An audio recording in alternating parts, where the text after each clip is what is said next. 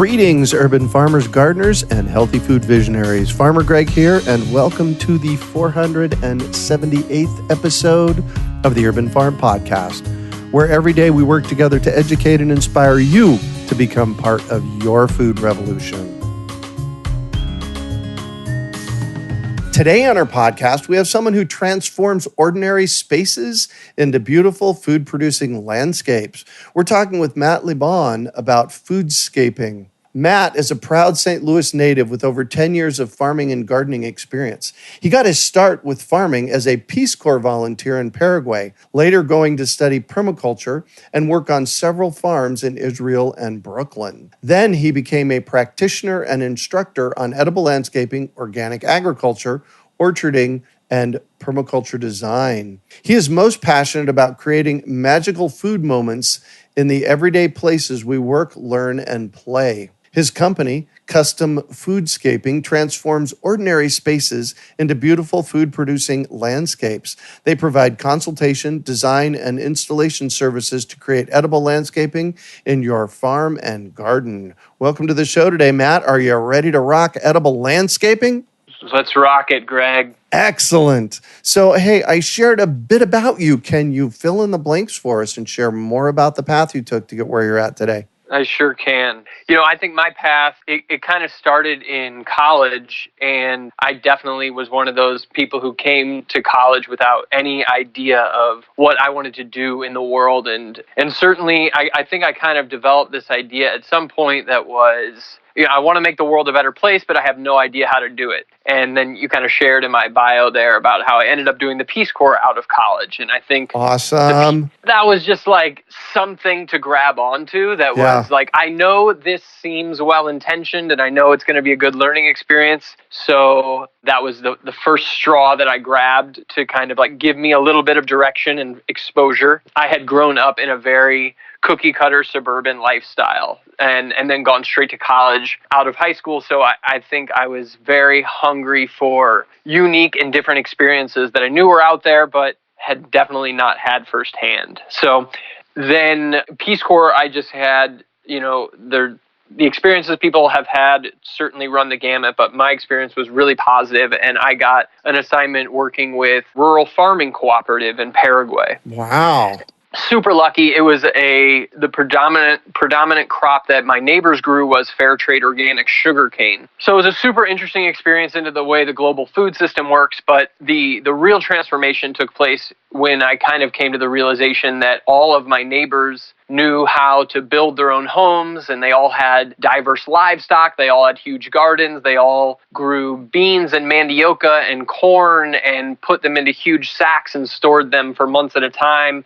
Fruit trees were just a given around every single house, tons of them. Wow. And I remember so vividly that there were some new houses being built, and before the houses had even been moved into, there was fruit trees planted. In that climate, it was mostly like mangoes and different citrus trees that were kind of the staples, but also things like avocado and guava and papaya. And that just like was so normal to them to plant those things and to enjoy those fruits.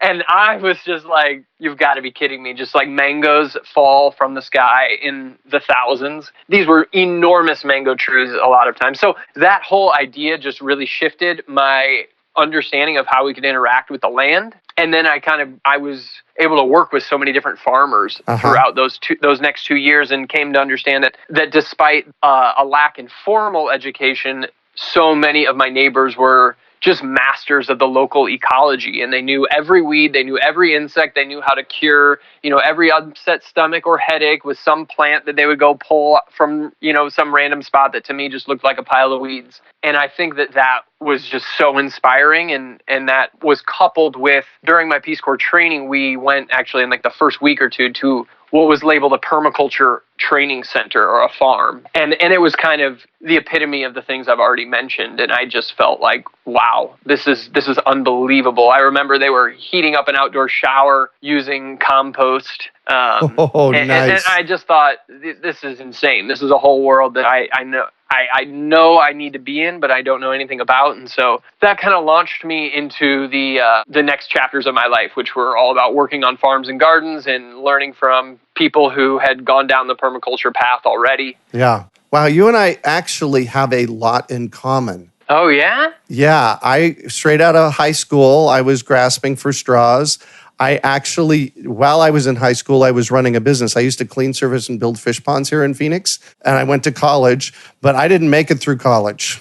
Okay. I actually flunked out of college. Yeah. And went down a pathway that took me about 10 years to 1991 when I discovered permaculture. So there were two things that happened, two major things that happened for me in 1991. I discovered permaculture, which I had the same realization that you did. It's like, wow, there's something we can call this. Right. And the other thing that happened for me in 1991 was a buddy of mine went sailing in the South Pacific, and they anchored at an island looking for a grocery store, and everybody kind of pointed and laughed at them and said, "Go pick your own." Right.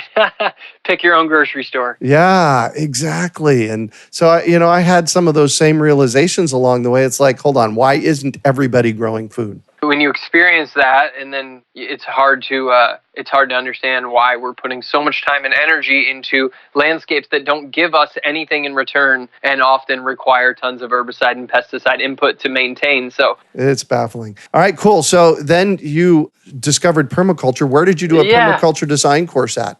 I did a unique permaculture design course. Another thing I'm so grateful for is I came across this ecological learning center called Havave Adam, which is in central Israel. And total Mediterranean climate. And they were offering like a 6-month extended permaculture apprenticeship, they called it. So that was living on site in a yurt and getting to experience a lot of what goes into kind of a permaculture-inspired community living space. Mm-hmm. But we were working on the farm and doing our PDC at the same time, and that was an amazing experience because I've come to realize that so many other people, as I'm sure you know, do a PDC in 10 days or 12 days or something. And while I'm sure that many of those people are very happy with their learning experience, I felt like it was an amazing opportunity to get to see so many of the things we were learning play out over at least a little bit of time and get to implement them hands-on. Wow. So what an awesome experience. Super awesome. Yeah, very grateful for that. Cool. And so I always like to ask for my PDCers, then PDC is permaculture design course for those of you listening there. For my PDCers, how do you define permaculture? Yeah, I love that question. I've come to define it with 3 words that I feel good about. I call it nature-inspired design. Ooh. And I've kind of settled with that, and then I'll usually expound a little bit and say that nature is the wisest of multifaceted systems that we have to learn from. So when we're trying to solve challenges like how should we manage the water that hits our cities or our homes and things like that, we can look to nature and say, well, if we hadn't paved over all this, how would nature be handling all this water? And how can we design ourselves to the same ultimate, not goal, but the same ultimate realization that in terms of how the ecology will work? That's my stab at it, at least.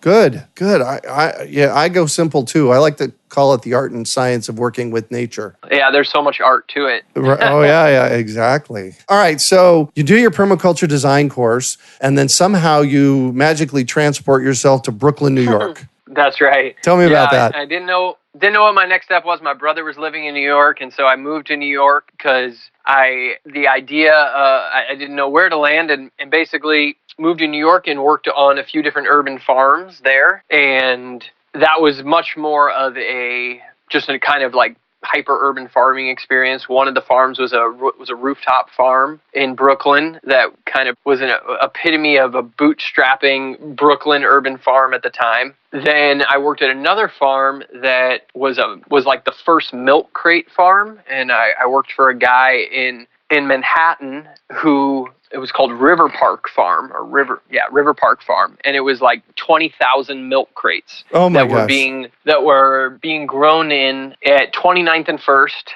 in Manhattan on a site that got halted for development during the crash in 2008. And then they had this big, like a block that they needed to do something with where they didn't have the funding to put up a building anymore. And so was able to learn a ton about growing for chefs with the farmer who was running that farm, and just kind of connected with the permaculture guild people that were living in the New York area at the time, and just learned a little bit about what was happening back here in the States, because at that point I hadn't really spent a lot of time actually growing food in the United States. Wow. Well, and chefs are a great way to do it. Oh man, they're the best. Yeah. They're the best.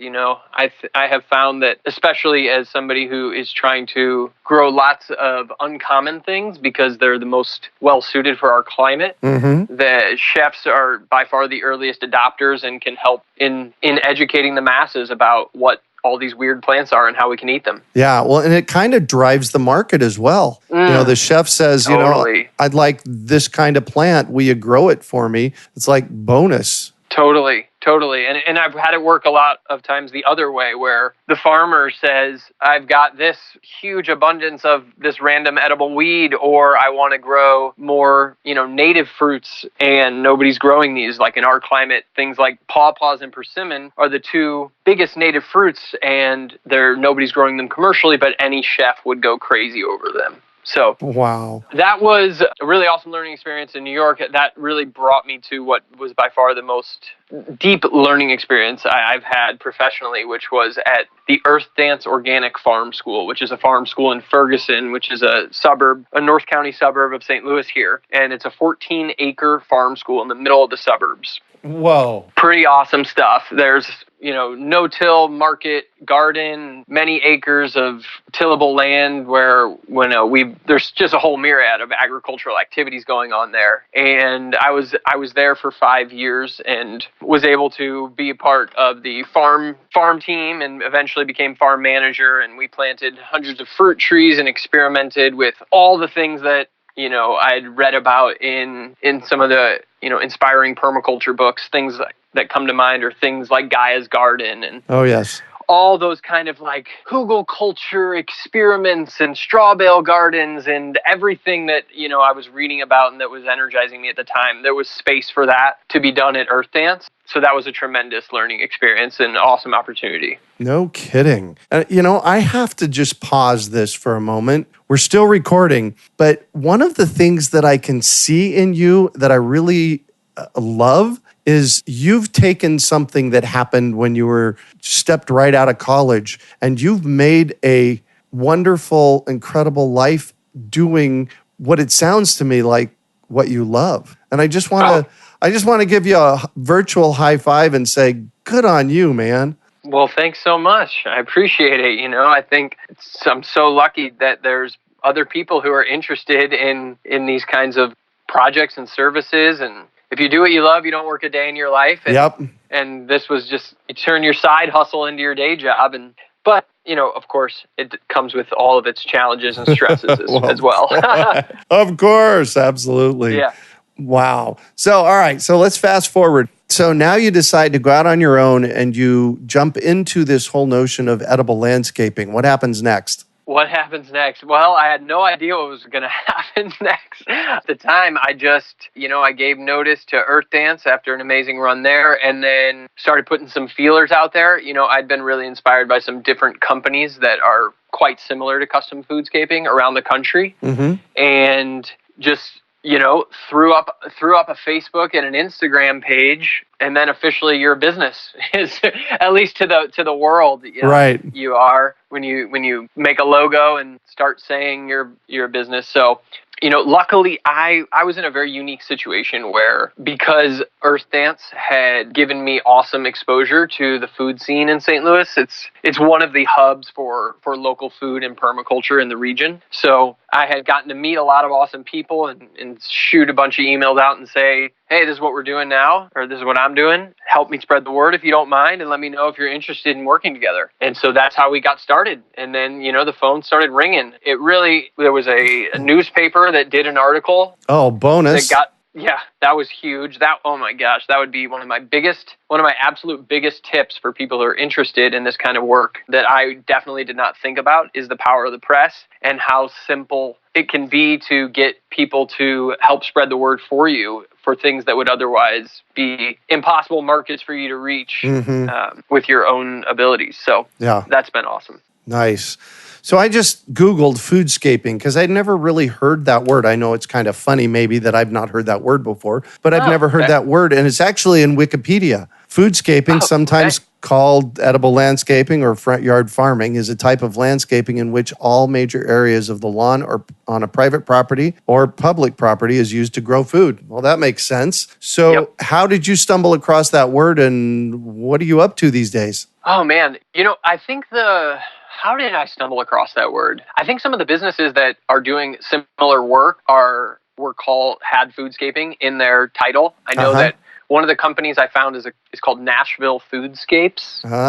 And I loved what they were doing. And I think that's kind of, I'm not exactly sure about the origin story of that, but I would say that the kinds of things we're up to now are, doing many of the things that were just mentioned in that Wikipedia entry. We do everything from edible landscape design and installation to just straight up vegetable gardening consulting. And then we do lots of homestead design. We're kind of carving out a niche within the urban orchard or the suburban and urban food forests. And I think that's helping create, basically, I think most people who've delved into permaculture are familiar with the idea of a guild and this idea that we plant perennial plants that work together to fill in the architecture and attract the pollinators and grow food and grow perennial herbs. These things all kind of put together on a larger scale, create a food forest. So we'll plant plantings like that, and then sometimes we'll use some of those plants.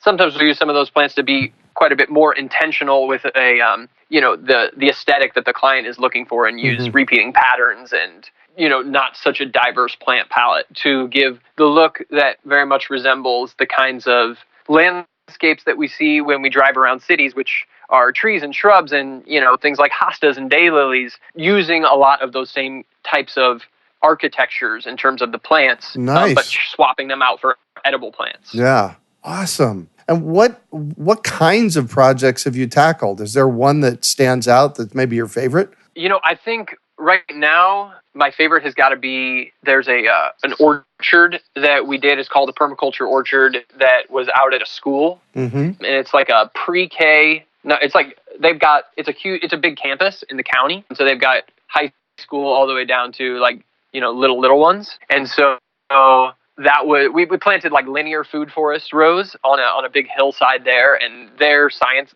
teachers, or I should say sustainability teachers, were really understanding of the idea of planting immense diversity and planting some native stuff as well. And they understood that strength comes in diversity, and so many of the lessons that they want to teach about ecology and about water management and about the birds and the bees, this can all play out in this permaculture orchard. And then they have run with it completely and added beehives and bat boxes and tons of other components that have really taken it up to the next level. Signage I would add, which is super important. Oh yes, educational signage. Totally. And I would say this spring, this was the third year since planting, there was a lot of strawberries planted in the understory, which I love because a lot of times these fruiting trees take a long time, but the strawberries don't take nearly as long. Yeah. And they had so many strawberries, but they opened up the orchard to pick to neighbors and other people within the school system, and dozens of people came out and picked buckets of strawberries, and that was a huge highlight. No kidding. Wow. That was a huge highlight. Nice. And in your bio, we mentioned a magical food moments. Tell me about one of those.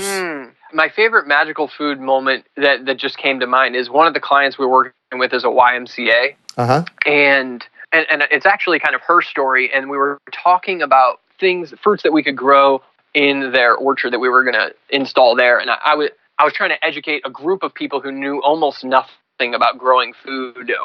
And she told this story of how there were blackberries down behind her house growing up, and how every summer all the neighborhood kids would come by and they would help pick blackberries, and nobody washed their blackberries, or nobody, thought about it being unsafe or unclean. And it was just this tradition, and the kids were playing, like, I think she said, kickball in that area. And then I just watched her tell this story and kind of see the faces change in the room as she helped bridge the gap to like what this is all about, and it's so basic. It's just the idea of like, we need to be outside and connecting with nature, and food can be the most powerful gateway to doing that. And I think, getting to see somebody else kind of help tell that tale and happen really organically was a real aha moment, and a beautiful moment.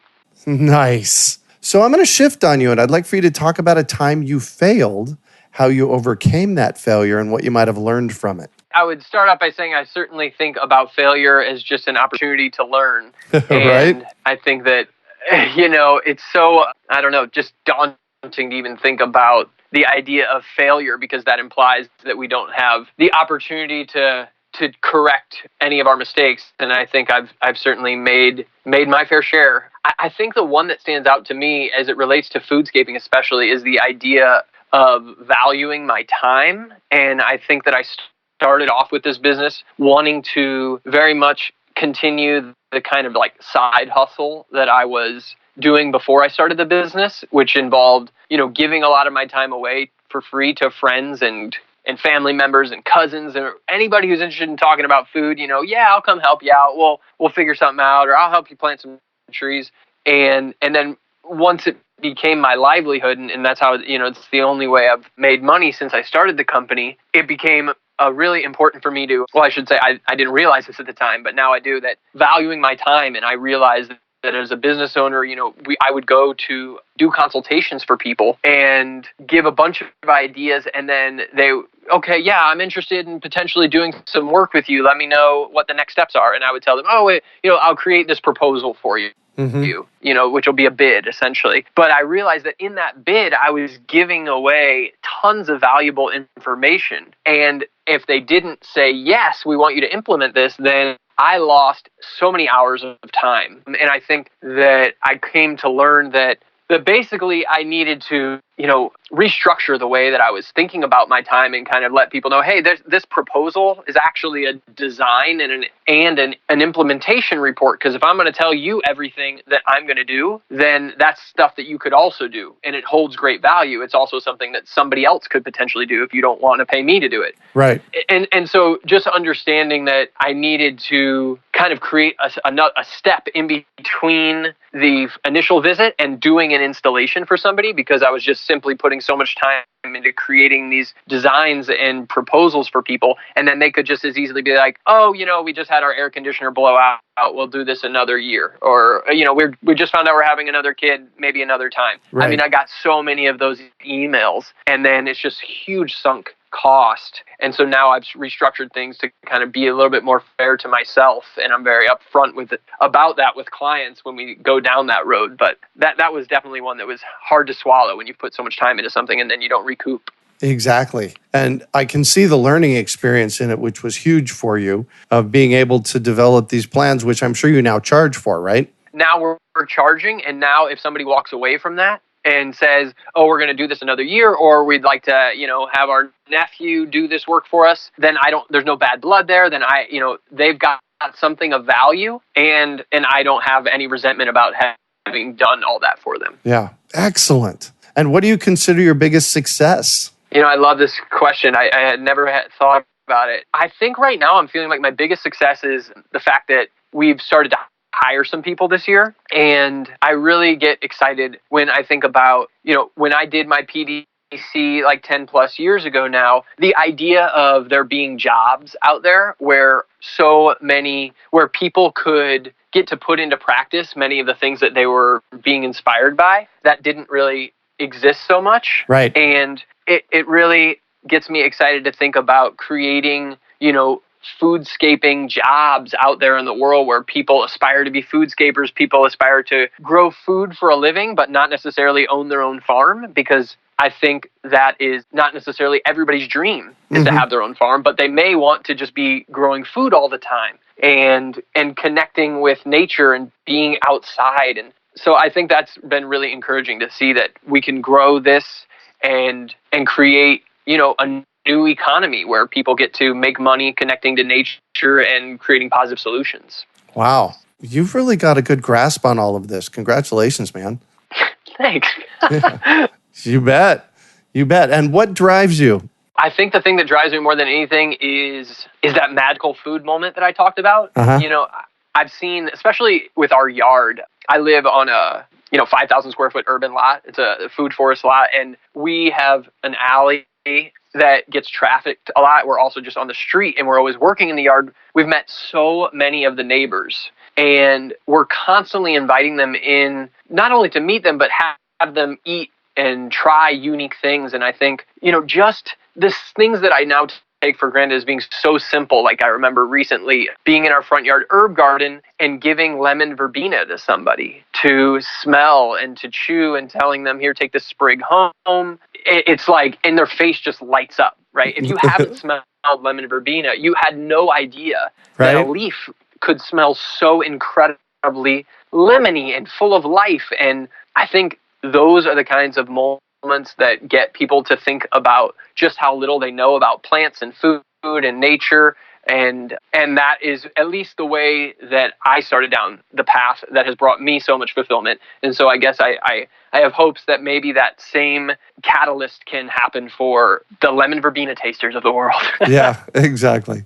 And if you could recommend one book for our listeners, what would it be and why? Paradise Lot by Eric Toensmeyer. And I remember reading Eric Toensmeyer's Edible Forest Gardens and feeling like this is a lot to take in, and I wasn't in a really good place to internalize all that information. But then I read Paradise Lot, which is much more of his narrative and his story about creating a backyard food forest on such a small plot of land. And I just felt like, well, this is so inspiring and this is so accessible for everybody. Right. I mean, he did it on 5,000 square feet, and I grew up in a suburban, pretty standard suburban house that was, I think 20,000 square feet, which isn't even that big, but it's just like amazing to think about how much we can do in a small space if we're intentional about it. Cool. And what one final piece of advice do you have for our listeners? Get yourself out of analysis paralysis. And I think that there's so many good lessons in the observation phase of permaculture design. But my own experience has been that there's just nothing